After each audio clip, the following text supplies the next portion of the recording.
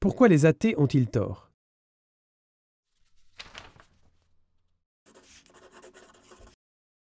L'athée ne croit pas en Dieu. Il pense qu'il n'y a dans le monde que de la matière et que tous les processus peuvent être expliqués par la matière. On n'a donc pas besoin de Dieu pour cela. Dieu est donc superflu.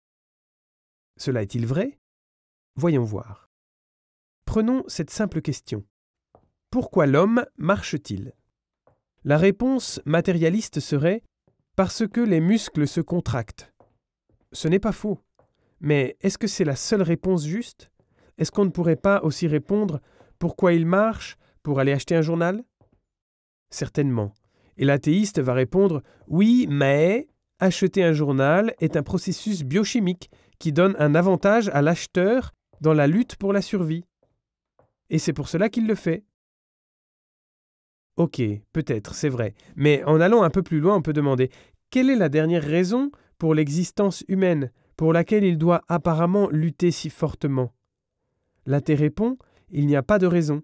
La vie n'a pas de sens ultime, il n'y a pas de Dieu, car on n'a jamais vu Dieu dans les expérimentations scientifiques. Et si on peut expliquer la réalité sans Dieu, il est donc une hypothèse dont on n'a pas besoin. » Et paf, c'est bien là l'erreur capitale de l'athée. Mais elle n'est pas là où on la croyait. L'erreur n'est pas qu'on ait besoin ou non de Dieu pour expliquer certains processus, par exemple d'où vient la vie. On ne peut peut-être pas répondre à ces questions sans Dieu, mais c'est l'œuvre de la science d'examiner cela et d'y répondre. L'erreur est plus fondamentale.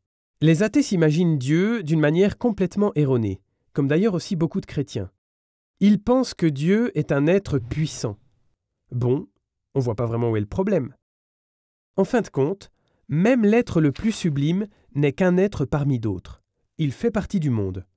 Et si dans mes recherches en ce monde, je ne trouve nulle part cet être, je peux raisonnablement dire qu'un tel être n'existe pas. De même, je peux dire qu'il n'y a pas d'elfes volants, car nous n'avons pas de preuve de l'existence des elfes volants. Or, Dieu n'est pas l'être le plus sublime. Il n'est pas un être parmi d'autres. Il ne fait pas partie de ce monde. Dieu est la cause de tout ce qui est, et non pas une des choses qui existent. La science qui fait des recherches ne fait des recherches qu'à partir des choses qui font partie de ce monde, et c'est pourquoi elle ne tombera jamais sur Dieu. Il n'est pas une part de l'univers, il est sa cause.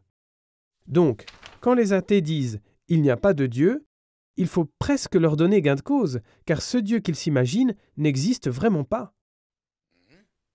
L'erreur du matérialisme et de l'athéisme moderne, c'est qu'ils imaginent Dieu comme une partie de l'univers. Or, ce n'est pas vrai.